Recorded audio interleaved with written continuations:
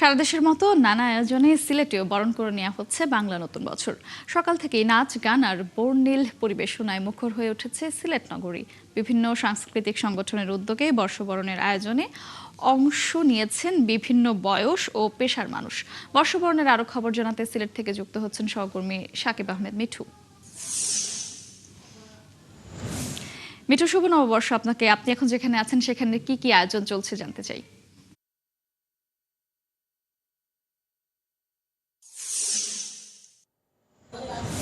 মধুশ্রী, আপনাকেও শুভ নববর্ষ। জানেন, বাংলাদেশের বাঙালির প্রাণের এই দিন পহেলা বৈশাখ এবং নববর্ষ, যে দিনটির জন্য বাঙালিরা বহুল প্রত্যাশা নিয়ে থাকেন, কারণ এই দিনটি তারা প্রাণ খুলে উদযাপন করবেন।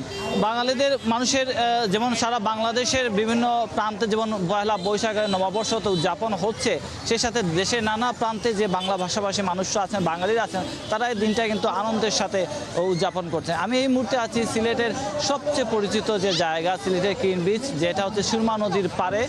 সেই সুরমা নদীর পাড়ে কিন্তু সিলেট প্রশাসনের পক্ষ থেকে একটি মেলার আয়োজন করা হয়েছে। আপনারা দেখতে পাচ্ছেন যে সিলেটের বিভিন্ন প্রান্ত থেকে মানুষরা এখানে এসেছেন, মেলাতে অংশগ্রহণ করছেন। মেলাতে বাঙালিদের যে ঐতিহ্যবাহী অনেক কিছু এখানে তুলে রাখা হয়েছে, যেখানে মাটির হাঁড়ি পাতিল, বৈশাখী পিঠা, তারপরে হচ্ছে আপনার ইলিশ পান্তা, এসবের আয়োজন করা হয়েছে। বিভিন্ন ধরনের বাচ্চাদের জন্য রাইড রাখা হয়েছে, খেলনা রাখা হয়েছে।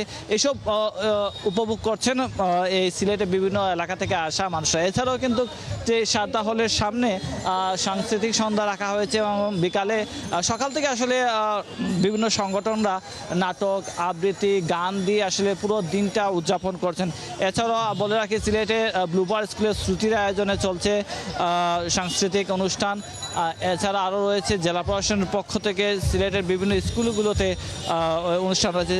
সিলেটের যে বুলানন্দ নৈশ উচ্চ বিদ্যালয়, সেখানেও সেই স্কুল মাঠেও কিন্তু এইভাবে সাংস্কৃতিক অনুষ্ঠান চলছে। যেমনটা বলছিলাম যে সারা দেশের মতো সিলেটেও কিন্তু উৎসবের মধ্য দিয়ে কিন্তু এই যে পহেলা বৈশাখটি উদযাপন করছে। মানুষ আসলে অনেক আনন্দের সাথে আসছেন, কারণ বহুদিন জানেন যে দীর্ঘ একটা কঠিন যাত্রা, 24-এর গণ আন্দোলনের পর, গণপ্রত্যানের পর মানুষ নানানভাবে একটু ব্যস্ত ছিলেন।